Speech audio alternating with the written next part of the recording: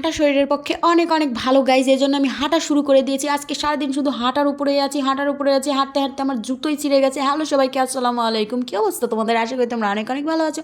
আমি অনেক ভালো আছি গাইজ। ফাইনালি আমার চাকরি হয়ে গেছে, আলহামদুলিল্লাহ। আমি চাকরির সিভি বানানোর জন্য চলে আসছি। তো আমি কলেজে গেছি 4 বার, কম্পিউটারের দোকানে গেছি 2 বার। এই 2বারই আমাকে হাঁটতে হয়েছে 3 কিলো রাস্তা। 3 কিলো রাস্তা হাঁটতে হাঁটতে ফাইনালি আমার জুতাটা ছিঁড়ে গেছে। তারপরেও আমি যে কাজটা করতে পারছি, এই জন্য আলহামদুলিল্লাহ।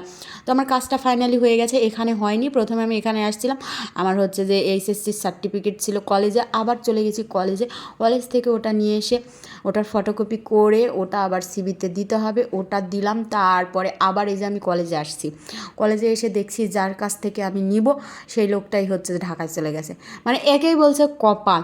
তারপরে রোল আর রেজিস্ট্রেশন নিয়ে কম্পিউটার দোকানে যেয়ে তারপরে আবার আমি রেজাল্টটা বের করে নিয়েছি। তারপরে আবার ওখানে গেছি। আমি কতবার যে ঘুরছি, 2 দিন আমি যে কি ঘুরছি আমি বলতে পারবো না, কতবার আসছি। তবে আমাদের কলেজটা দেখো অনেক অনেক সুন্দর। এই বছরই আমার শেষ এই কলেজে পড়া। তো যাই হোক, এখানে চলে এসে একটু আরাম খাচ্ছিলাম। আমি সবাই প্রেম করছিল গাইজ, জোড়া জোড়া, আমি একাই বসেছিলাম। বসে থেকে আমি শুধু আরাম করছিলাম। আমি এত পরিমাণ হাঁটছি, হাঁটতে হাঁটতে আমার জুতোটা ছিঁড়ে গেছে। তারপরে হাঁটতে হাঁটতে আবার আমি কম্পিউটারের দোকানে চলে যাচ্ছিলাম।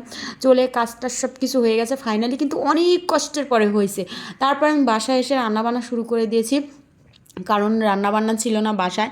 সেই কই মাছ রান্না করছি আর পটলের ভাজি, এই 2টা করে গোসল করে তারপরে খেতে হবে। সকালে আমি না খেয়ে চলে গেছি, তারপরে এত ঝামেলা পহিয়ে চলে আসে।